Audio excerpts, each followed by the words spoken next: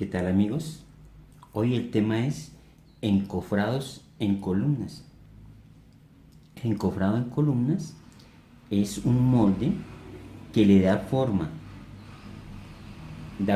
después de que se seque el concreto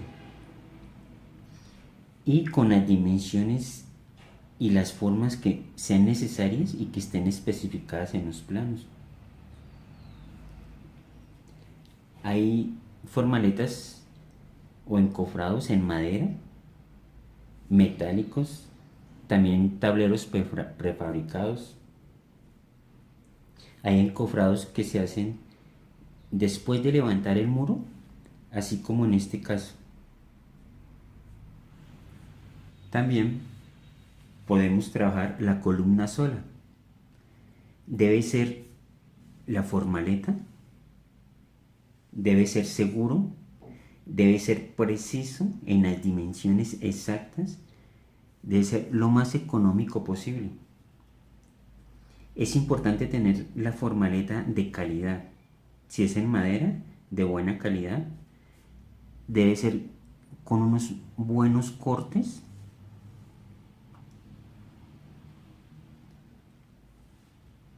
porque de pronto se puede volver a utilizar para otras columnas, y esto es importante ya que representa un alto costo con relación a la obra. El encofrado debe tener las siguientes características. Debe tener resistencia. El encofrado es resistente o soporta el peso a la presión lateral del concreto. Debe ser rígido, que tenga la capacidad para que no se doble y no se tuerza cuando hay fuerzas exteriores que actúan sobre el encofrado. Debe tener también estabilidad, o sea, mantener el equilibrio por medio de apuntalamientos. Estos apuntalamientos deben ser bien firmes y deben ser suficientes. En cuanto al replanteo de la columna para encofrar, entonces debemos tener en cuenta la seguridad, la precisión en las medidas, la precisión en los ejes de las columnas. Cuando hay precisión, tenemos calidad. Entonces aquí tenemos en obra, en el terreno, tenemos los hierros que suben de las columnas, de las futuras columnas, suben los hierros. Entonces, hallamos el centro exacto de la columna a encofrar. Con un lápiz rojo vamos a marcar la sección de la columna. Entonces lo marcamos. Si tenemos una sección de columna acá, lo marcamos con lápiz rojo, que nos quede exacto.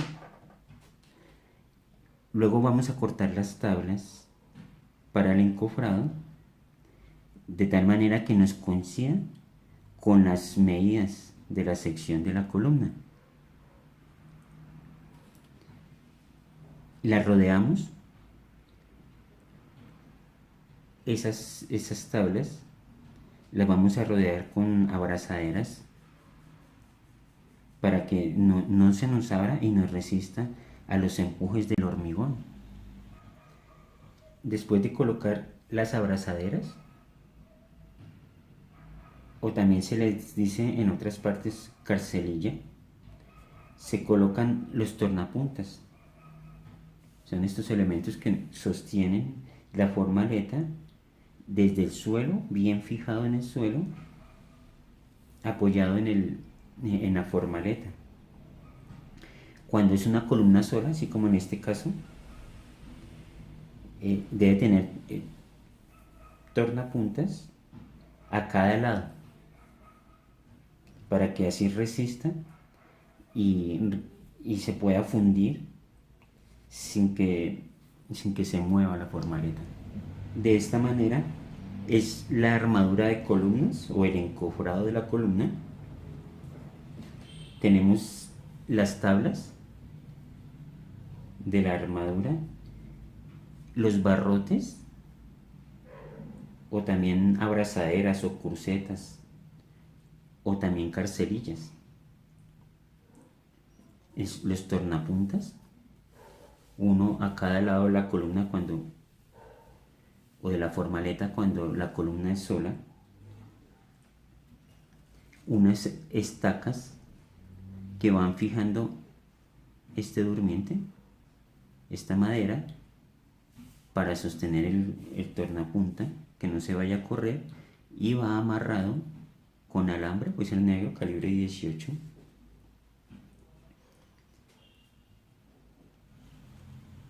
La armadura de la columna que continúa para la parte superior, ya sea la cubierta o el siguiente piso. La plomada para que nos quede vertical la columna y la columna no debe quedar torcida. Si queda torcida es una falta de cuidado y es una falta de precisión en la construcción. En esta gráfica podemos observar un corte de la columna, o sea, la sección. Aquí están las abrazaderas, las tablas que conforman el cajón para la armadura, el fleje y los hierros que suben. Las juntas entre las tablas deben ser herméticas para que no vaya a haber fugas y no haya a haber derrame de concreto. Por esta razón debemos tener en cuenta la precisión de las medidas. Deben ser bien planeadas y bien ubicada la madera. La madera debe estar en muy buen estado, debe estar limpia, no tener untado concreto, no deben estar arqueadas las tablas ni rajadas. Podemos utilizar tabla borra. El ancho debe de estar de acuerdo con la medida de las columnas. Debemos untar la superficie de las tablas con petróleo, pues para facilitar el desencofrado y evitar que la madera se pegue al concreto. Colocamos unos dados, estos dados en concreto, para que no se una el acero con la madera, no se peguen, y cuando se desencofre de pronto quede el hierro por fuera y eso hace que se oxide y también además que pierda resistencia de la columna. También podemos colocar esquineros si deseamos para que en las aristas de la columna no quede el filo.